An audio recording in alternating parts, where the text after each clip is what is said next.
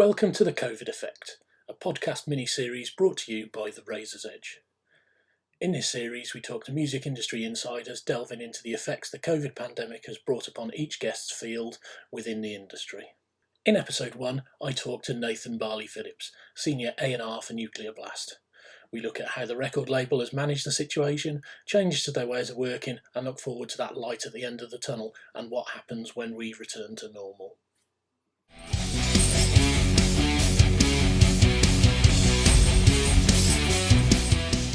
Hi Nathan, and welcome to the Razor's Edge. Hi, yeah, thanks for having me.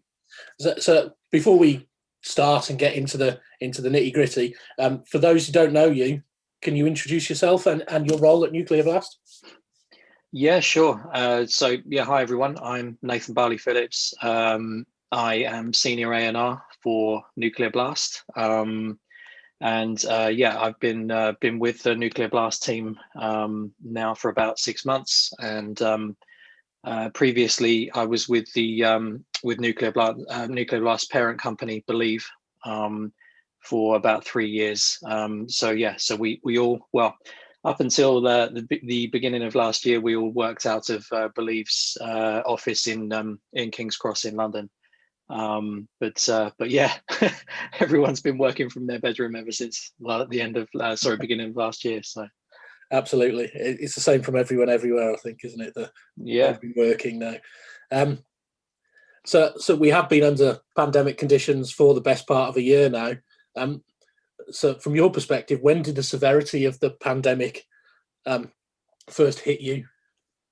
Yeah, I think it was definitely kind of around March time last year. It was funny because I was taking, as I say, I wasn't working directly for the Nuclear Blast team at that time, but I was at Believe, which is kind of part of the same team. And we were kind of discussing. I was actually discussing with the guys from the Heavy Music Awards. We were trying to plan our engagement with that awards ceremony for later on in the year, and I think that was the last meeting that I took before we were kind of talking about, at the time we were just talking about venues closing down and offices closing down, and at that time I remember speaking to the guys from Heavy Music Awards and just we just thought this was going to be a thing that was, that we'd probably have to be inside for a couple of weeks and then everything would return back to normal.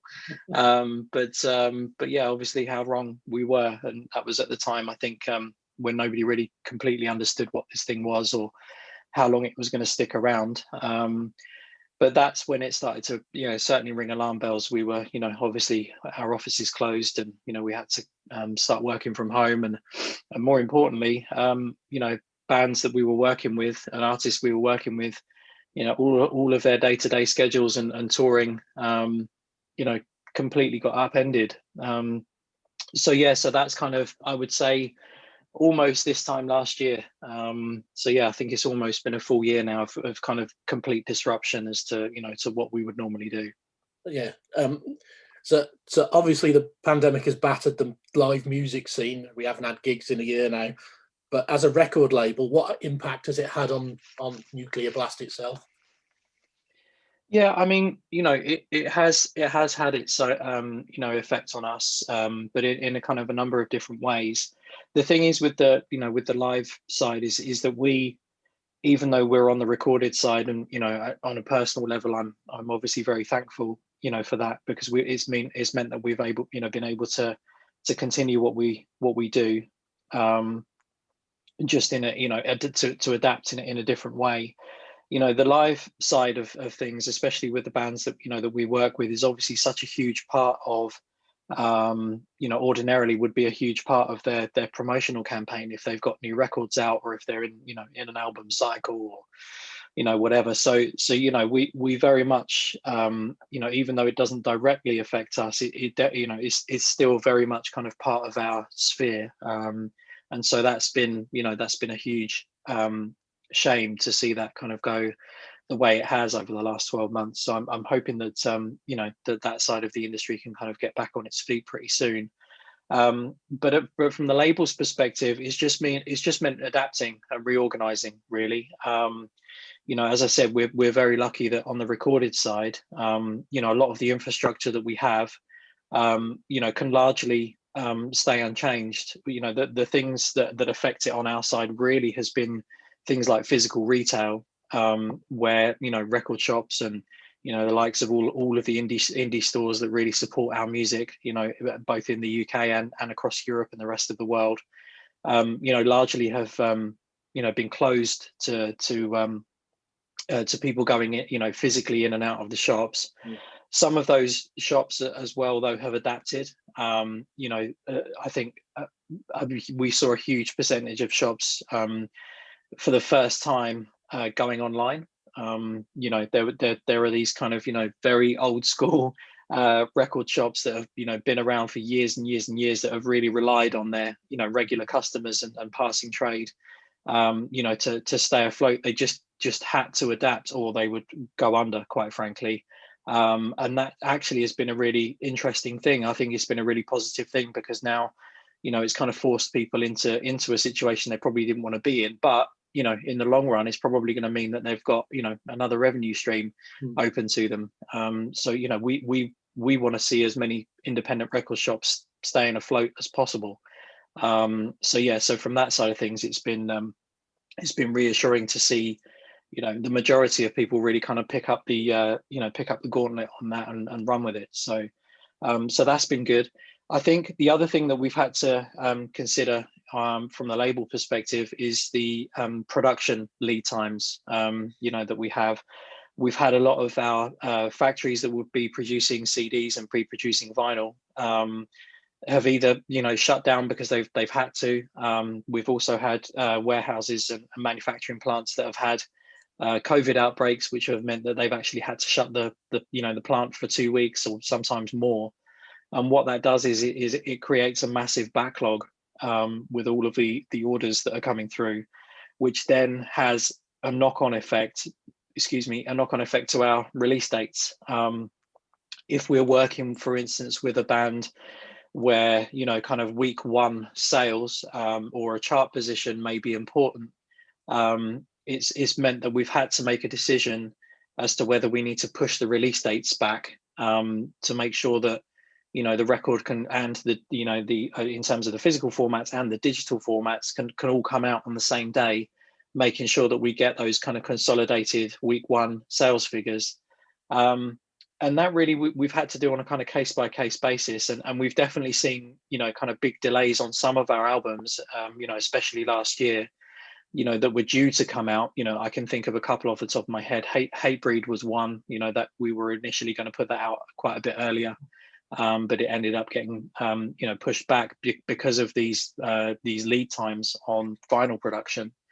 So it has had it's really just a kind of from an infrastructure, manufacturing, production, pushing timelines back, really. Like, that's the biggest effect that it's had. And also, obviously, everybody's working conditions, everybody is working from home. Our offices have been intermittently open for periods of time when it was safe to do so, but then closed back up again, and that's across the board. That's here in the UK, but also in Germany, in Paris, and also our US offices as well. So I think largely it's just been disruption, but at the same time, it hasn't really been anything that we've been not able to overcome. And I've been really pleased to see how flexible and how quickly we've been able to adapt to the conditions, and still put out great releases, and still provide a really great service to all of the artists that we work with. Yeah, and you mentioned record shops and them having to adjust to how they sell records, but have you seen, as a label, it's impacted sales from your perspective at all? Yeah, in some ways it has. Definitely. I think it would be silly to say that we haven't seen an impact from that. I mean, especially some of our kind of more commercial and frontline releases, where we would rely on footfall from customers picking up the records in HMV, or picking up the records from their local indie. it has had an effect, and it definitely had an effect over our Christmas trading period. As well, where we would, traditionally we would see quite an up spike in sales across that kind of December period. So it has affected things. However, what's been interesting to note is that again, it goes back to kind of how some of these, some of the bands that we work with have really kind of embraced the change, rather than kind of letting it beat everyone and letting it kind of get on top of everyone and provide a kind of negative outcome. We've actually seen some of our releases achieve, some of our bands, achieve some of their best sales figures ever, in their history. One off the top of my head was the latest Phil Campbell and the Bastard Sons record that we put out. We worked really hard on that one. There was no touring to support the record yet. Hopefully there will be later this year. But what we really did with that was to kind of really galvanize what we were doing and really kind of mobilize the fan base that Phil Campbell and the Bastard Sons have, to really deliver a hugely solid digital marketing campaign. And that record, we managed to get the band their first top 40 record, and the week one sales were far better than the record that came previously. And so that's a kind of testament really to how hard that band works, how engaged their fan base is. And yeah, so I think it just kind of proved that there is still a way, to kind of overcome this adversity that everyone's in. I think Paradise Lost was, the latest record. That was another one. It was delayed, but in the end, through everybody's combined hard work, that album did much better than than maybe anyone was expecting. So I think it's just one of those things where you can let this thing beat you. You can use it as an excuse to be like, well, we haven't got the touring, we haven't got the same opportunities, the shops aren't open, okay, no, but there are other things you can do, and you can still work really hard to deliver a great release campaign. So that's been really positive to see, I think. So have you done anything differently specifically because of the pandemic in your normal day-to-day work, and that you found actually probably works better and that you may take forward post-pandemic? Yeah, I think this pandemic has just kind of opened people's minds as to what like the new norm, could be in the future. And I think that's across the board. That's not just specifically around, release campaigns or anything like that. But it's kind of also, about kind of how we work, in general, how the industry works as well. And just, how everybody in their kind of day-to-day life, what their work-life balance is, and and everything else. But kind of specifically around around music, what's been really interesting is to see that actually we can still fully function as a record label with not everyone having to be in the same office the whole time, like 5 days a week.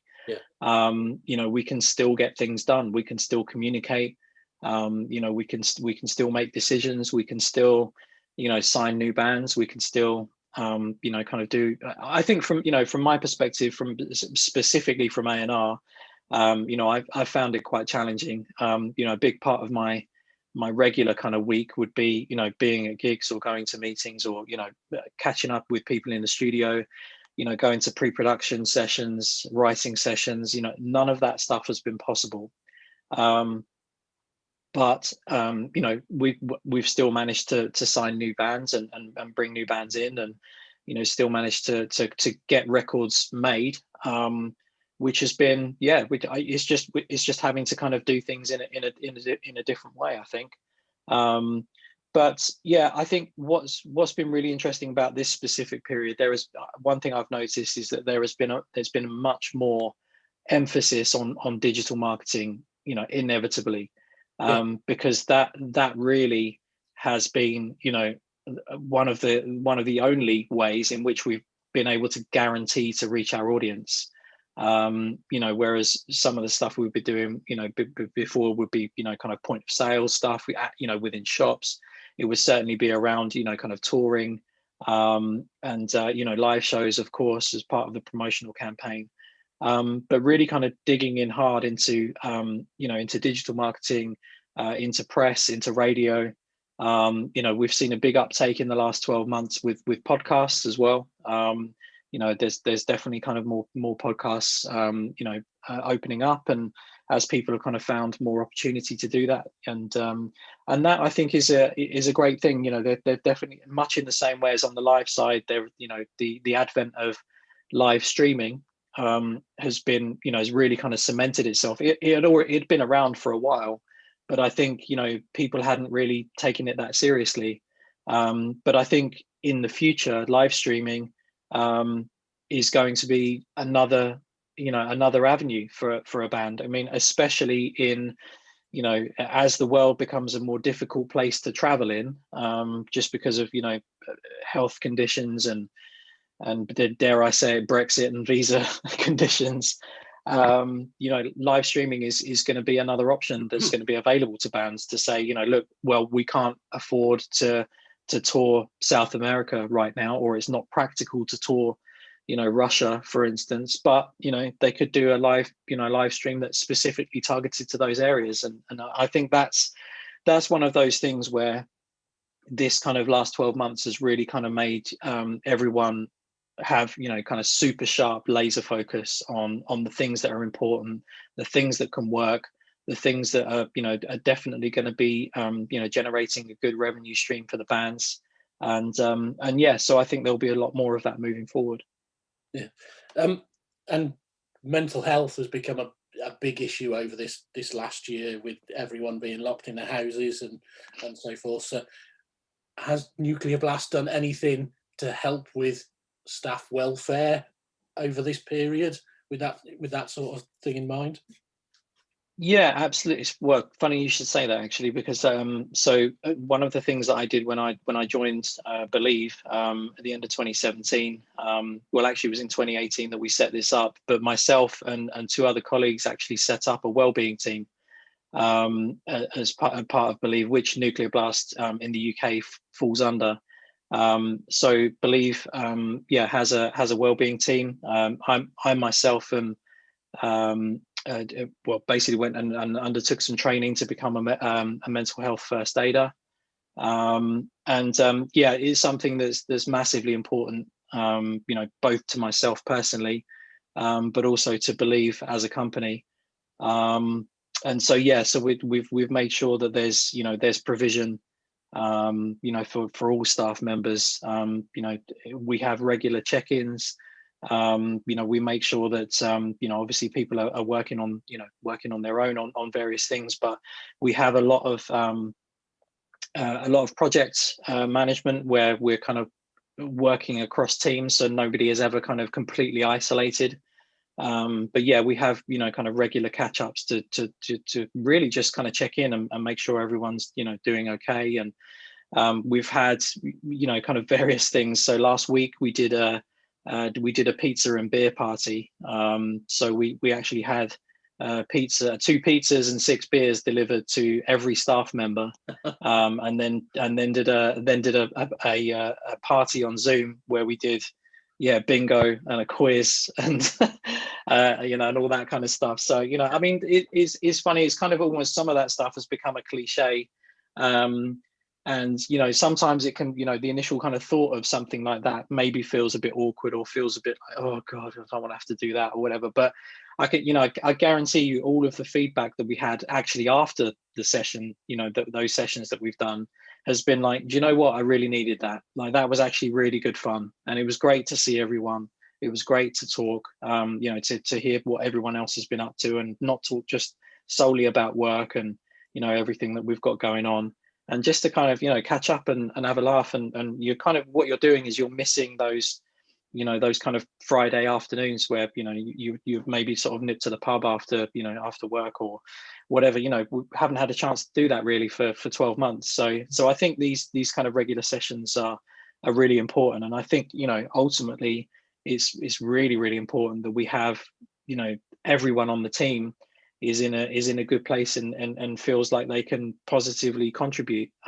Without people feeling good about the environment that they're in and the work situation that they're in, they're not going to be able to perform their job. So we take it really seriously, and it's really important that that everyone is in a good place to be able to do their job, for sure. Yeah, and does that extend to the bands as well? Their mental welfare? Does the Nuclear Blast get involved from that perspective?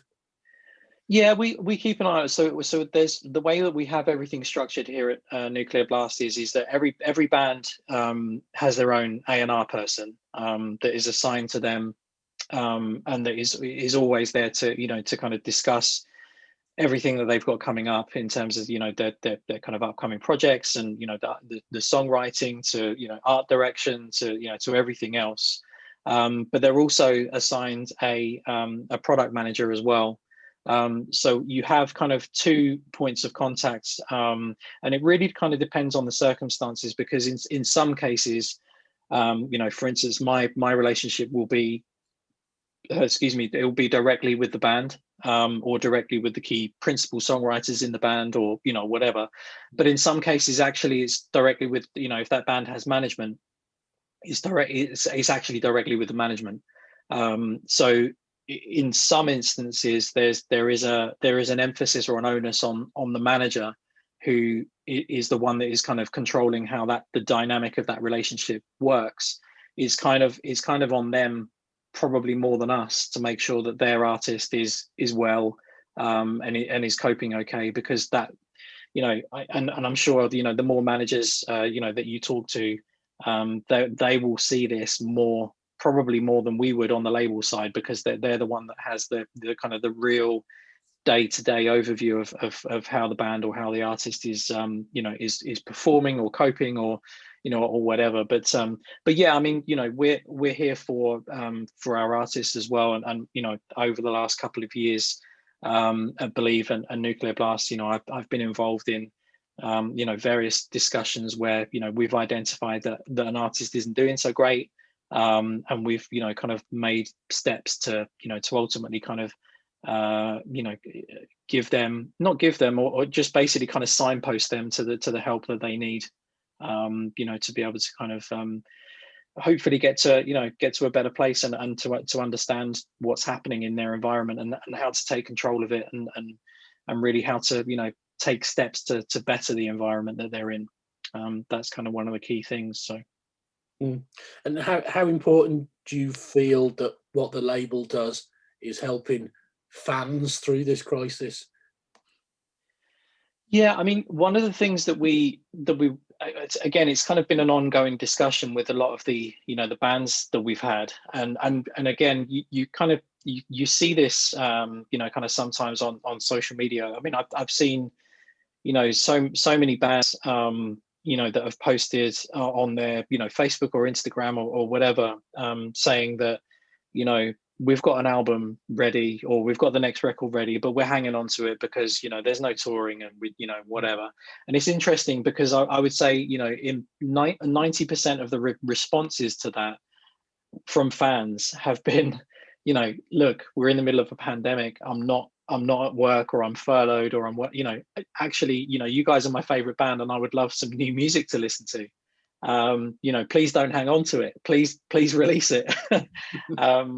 So that's definitely something that we've been aware of, and mindful of, and we don't really want to be in a position where we want to be able to kind of give fans what they want. We want to that's our job, is to kind of work with the bands to produce their best work, and help the bands serve that music to to their audience.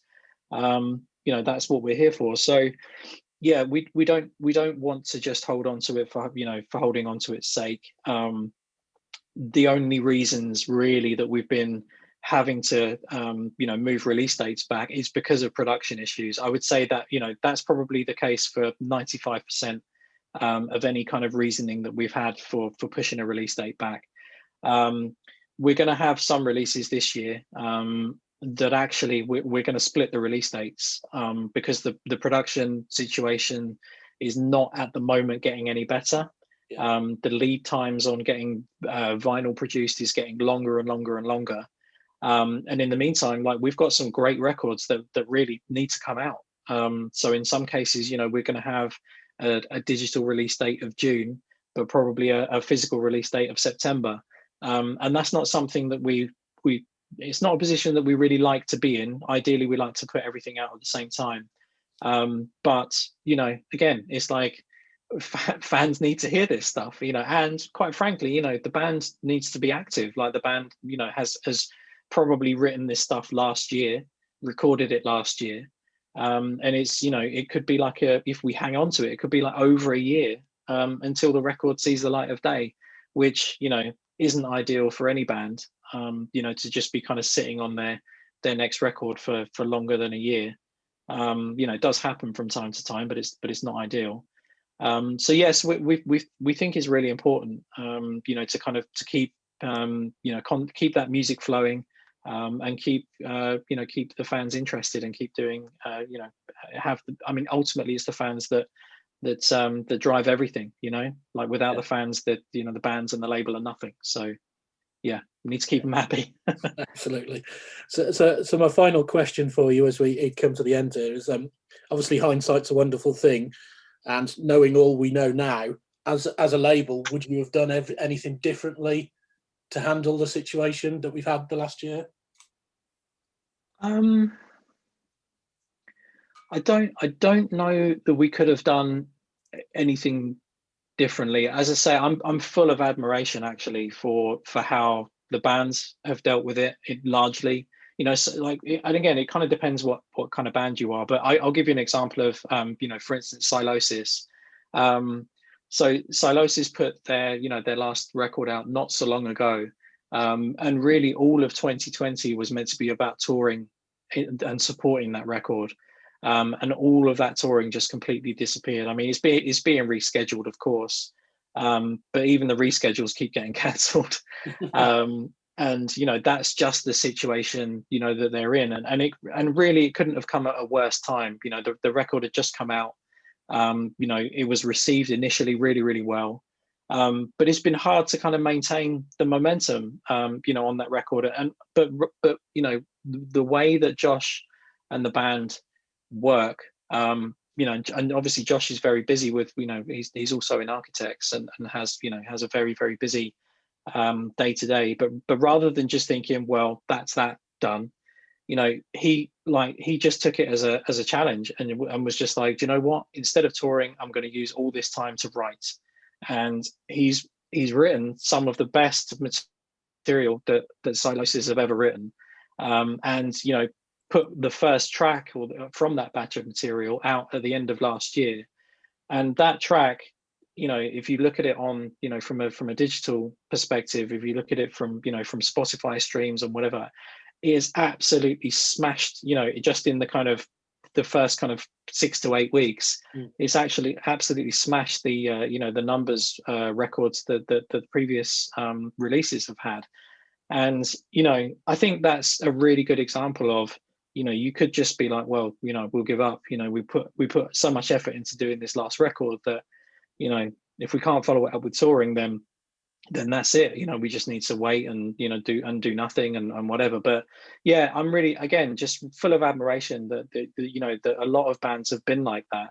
And yeah, so I don't really know that we or the bands could really sort of have anticipated or done anything differently. I think everyone just reacted in the best way that they saw possible, and largely I think that's proved, most cases, that that we've made the right decisions, across the board. I think the only thing that maybe I would have liked to have been a little more firm on is the amount of release dates that got pushed back, because again, you said it, hindsight is a wonderful thing, but the part of the reason for pushing those release dates was because we thought the pandemic would be over, and touring would be back, and festivals would be happening, and whatever else, and obviously that just hasn't been the case. So we've seen release dates get pushed and pushed and pushed, and actually in the end, it's not really made any difference. And what we should have done is with hindsight,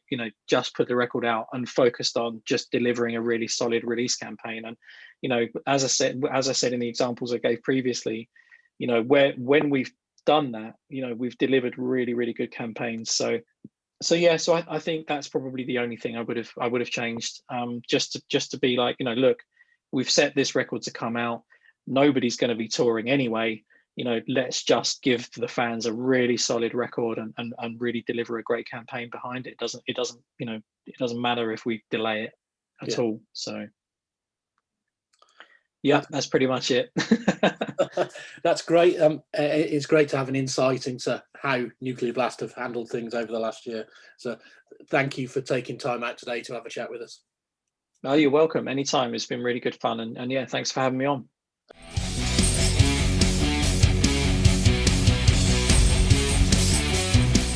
Thanks for listening. Make sure you keep up to date with future episodes by subscribing to our channels. For more information on this podcast, or for all the latest music news, reviews, interviews and more, head over to our website, www.therazorsedge.rocks.